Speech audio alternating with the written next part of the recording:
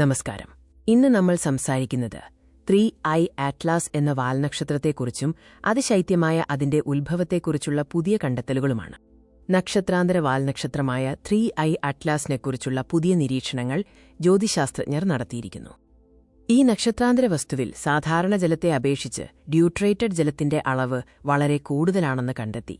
അറ്റഗാമ large millimetre sub millimetre array ALMA ഉപയോഗിച്ചാണ് ജ്യോതിശാസ്ത്രജ്ഞർ ഈ നിർണായകമായ നിരീക്ഷണങ്ങൾ നടത്തിയത്.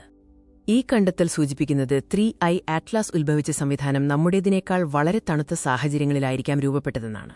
വാൽനക്ഷത്രങ്ങളിൽ സാധാരണ ജലം H2O കൂടാതെ ഒരു ഹൈഡ്രജൻ ആറ്റത്തിനു പകരം ഒരു ഡ്യൂട്ടറേറ്റ് ഹൈഡ്രജൻ, ഒരു അധിക ന്യൂട്രോണുള്ള ഹൈഡ്രജൻ അടങ്ങിയ സെമി ഹെവി വാട്ടറും HDO അടങ്ങിയിരിക്കുന്നു. നമ്മുടെ സൗരയൂഥത്തിലെ വാൽനക്ഷത്രങ്ങളിൽ സാധാരണയായി ഓരോ 10,000 ജലതന്മാത്രകൾക്കും ഏകദേശം ഒരു തന്മാത്ര മാത്രമാണ് സെമി ഹെവി വാട്ടർ ഉണ്ടാവാറുള്ളത്. എന്നാൽ 3I ആറ്റ്ലാസിലെ HDO H2O അനുപാതം നമ്മുടെ സൗരയൂഥത്തിലെ വാൽനക്ഷത്രങ്ങളിലേതിനേക്കാൾ 30 മടങ്ങ് കൂടുതലാണെന്ന് കണ്ടെത്തി.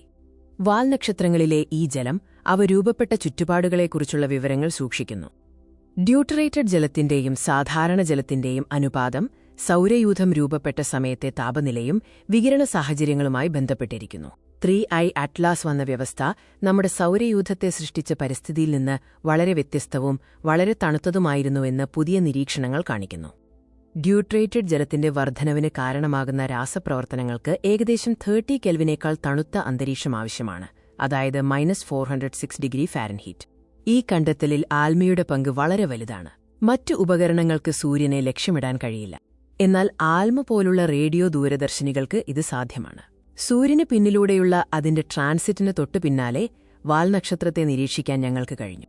ഓരോ നക്ഷത്രാന്തര വാൽനക്ഷത്രവും അതിന്റെ ഉത്ഭവസ്ഥാനത്തെക്കുറിച്ചുള്ള ചരിത്രപരമായ വിവരങ്ങളും ഫോസിലുകളും നൽകുന്നു. ആൽമ പോലുള്ള ഉപകരണങ്ങൾ ഉപയോഗിച്ച് ആ സ്ഥലത്തെ സാഹചര്യങ്ങൾ മനസ്സിലാക്കാനും നമ്മുടെ സ്വന്തം സൗരയൂഥവുമായി താരതമ്യം ചെയ്യാനും നമുക്ക് കഴിയും.